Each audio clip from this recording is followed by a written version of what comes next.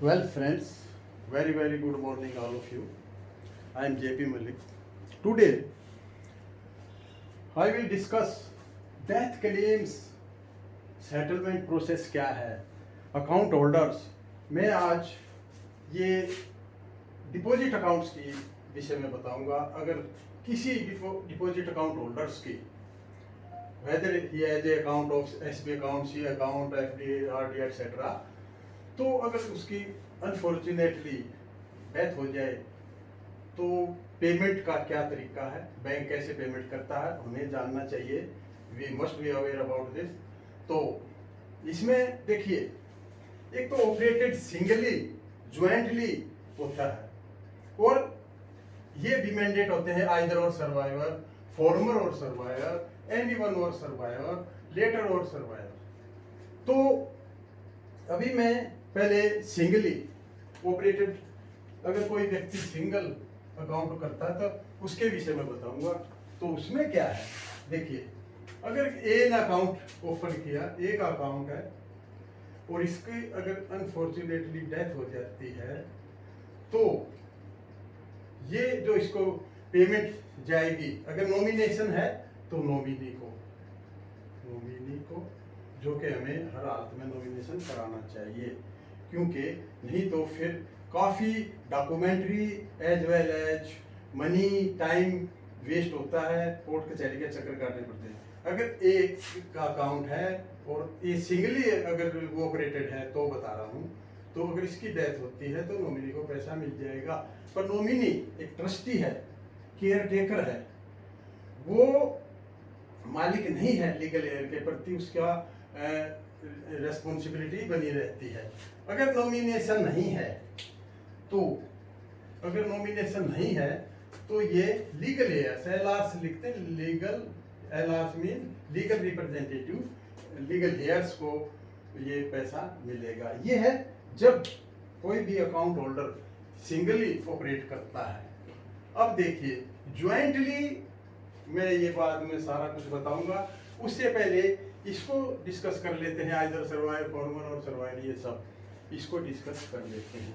अगर मैंडेट है आइदर और सर्वाइवर, यहाँ क्या है, जो अकाउंट होल्डर हैं, चाहे वो ए और बी है या सी भी हो सकता है, तो आइदर और सर्वाइवर में अगर दो व्यक्ति हैं तो ये कोई भी ऑपरेट कर सकते हैं दोनों में। मान लिया ये इसकी डेथ होती है तो इसको सर्वाइवर को पेमेंट हो जाती है। तो इसी तरह अगर इसमें दोनों की डेथ होती है, यहाँ भी डेथ होगी और यहाँ भी डेथ हो जाती है इन केस, तो फिर यहाँ पर अगर नॉमिनेशन है तो नॉमिनी को पेमेंट हो जाएगी। और अगर नॉमिनी नहीं है फिर इसमें लीगल एयर्स आएंगे। तो आइदर और सर्वाइवर का ये है। अब देखिए, आइदर और सर्वाइवर के बाद ये आइदर और सर्वाइवर, अब फॉर्मर और सर्वाइवर, ये फॉर्मर और सर्वाइवर का क्लोज है।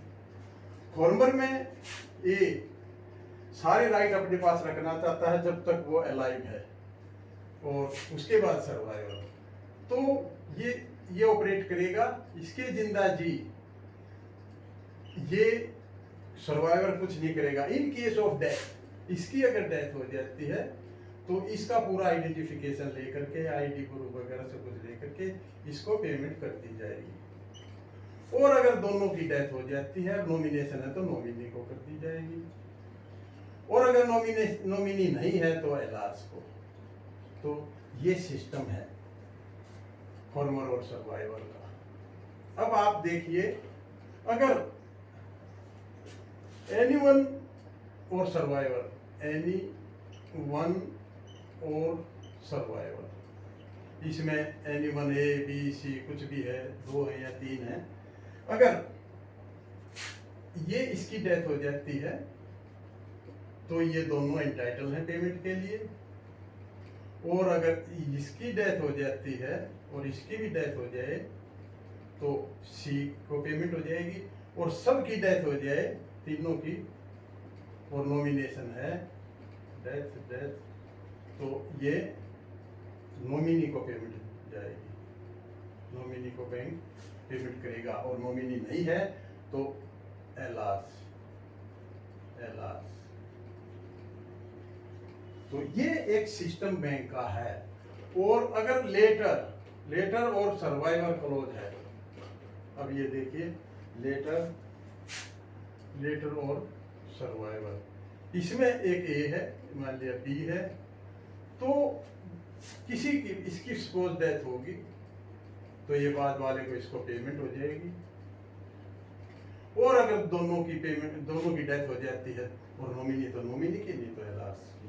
तो ये सब था joint operation, but mandate either और सर्वाइवर, फॉर्मर और सर्वाइवर, एनीवन और सर्वाइवर, लेटर और सर्वाइवर। अब इससे ये है ज्वाइंटली ऑपरेटेड।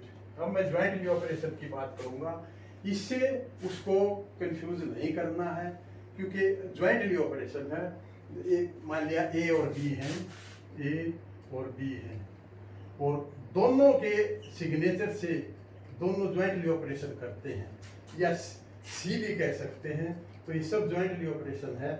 तो उस केस में क्या होगा, अगर नॉमिनेशन है तो कैसे करेंगे, विदाउट नॉमिनेशन है तो कैसे पेमेंट होगा, तो ये सेटलमेंट प्रोसेस ज्वाइंटली ऑपरेशन। अब मैं आई विल अगेन रिपीट, क्योंकि यहाँ पर कंफ्यूजन, ये सब मैंने समझा दिया है, अब इसको आप हटा दीजिए। अब ज्वाइंटली ऑपरेशन के बारे में बताऊंगा।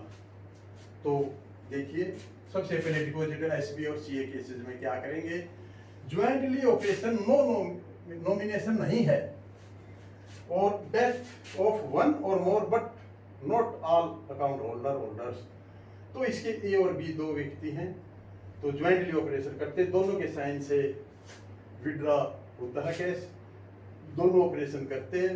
तो सपोज ए की डेथ हो जाती है, तो पेमेंट किसको होगा, एलार्स of a plus b survivor, ये जो सर्वाइवर बी है, दोनों को पेमेंट करेंगे 50-50, अगर 3 है तो 1/3 पेमेंट की जाएगी। ये था अगर death of one or more but not all.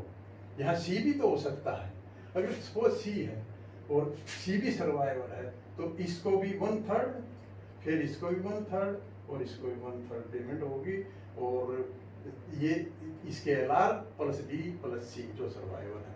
अगर ए और बी दोनों की डेथ होती है तो इसका एलआर और सी, इस तरह। अब डेथ ऑफ ऑल, अगर डेथ ऑफ ऑल हो जाए और पेमेंट नॉमिनेशन नहीं है, पेमेंट टू एलआरएस, पेमेंट जो लीगल एयर्स हैं, इसके भी लीगल एयर्स, इसके भी लीगल एयर और इसके भी लीगल एयर्स को पेमेंट जाएगी। इसी तरह अगर नॉमिनेशन है और death of one or more but not all, ए और बी दो व्यक्ति खाता खोलते हैं और ए की डेथ होती है, इसकी डेथ हो जाती है, तो इसका एलआर, क्योंकि देखिए इसका एलआर प्लस बी पेमेंट करेंगे, लेकिन अगर डेथ दोनों की हो जाती है तो फिर नॉमिनेशन, नॉमिनी आपने देखा है, nominee will come into picture when all deposit holders die, जब सबकी डेथ होती है तभी नॉमिनी का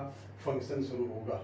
अब देखिए ये था, अब deposit account FD RD etcetera, अगर नॉमिनेशन, इफ नो नॉमिनेशन नहीं है तो death of one or more but not all the holder, एक या दो की डेथ हो जाती है, सबकी नहीं है, तो सपोज ए की डेथ होती है तो इस केस में पेमेंट किसको करेंगे, एलआरस लीगल एयर्स, ए के लीगल एयर्स और बी सर्वाइवर को, और पेमेंट डेथ ऑफ ऑल, अगर दोनों की या तीनों की डेथ होती है तो इनके लीगल एयर्स आ जाएंगे, एलआरएस प्लस एलआरएस, क्योंकि नॉमिनेशन नहीं है।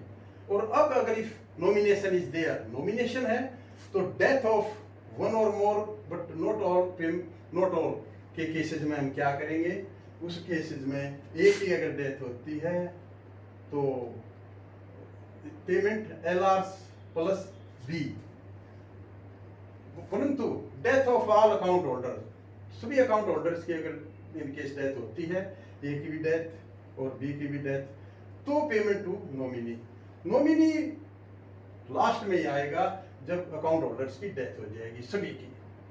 और देखिए एक चीज और बताना चाहता हूं, nomination facility does not take away the rights of legal hairs.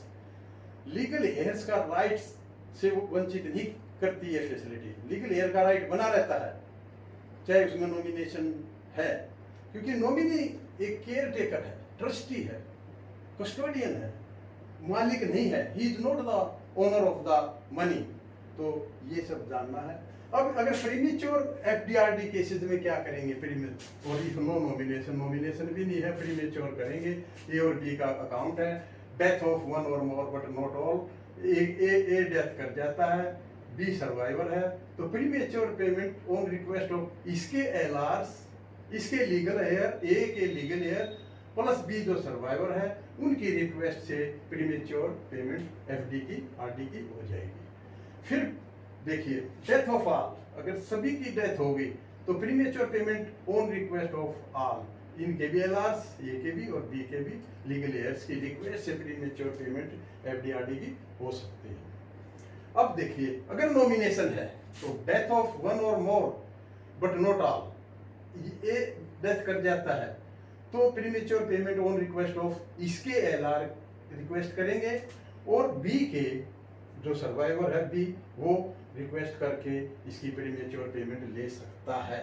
या इन सब में एक और चीज है, अगर एलआर्स का कोई सेपरेट मैंडेट है तो एज पर कॉन्ट्रैक्ट और एज पर मैंडेट भी पेमेंट होती है। तो डेथ ऑफ ऑल, अगर डेथ सभी अकाउंट होल्डर्स की डेथ हो जाती है और प्रीमेच्योर पेमेंट में ऑन रिक्वेस्ट ऑफ नॉमिनी, फिर नॉमिनी आएगा लास्ट में और डेथ ऑफ ऑल के केसेस में। तो ये मैं ज्वाइंटली के केसेस में बता रहा हूँ, आइदर सर्वाइवर, इन केसेस में नहीं बता रहा हूँ, ये कंफ्यूज नहीं करना, इनके बारे में मैं पहले बता चुका हूँ। ज्वाइंटली ऑपरेशन के केस में ही ये सब फार्मूला लगेगा और इस तरह पेमेंट होती है। अगले वीडियो में मैं आपको डेथ क्लेम्स के डॉक्यूमेंट्स, कौन कौन से डॉक्यूमेंट्स लिए जाएंगे, वो प्रोसेस सब अगले वीडियो में मैं लेके आऊँगा।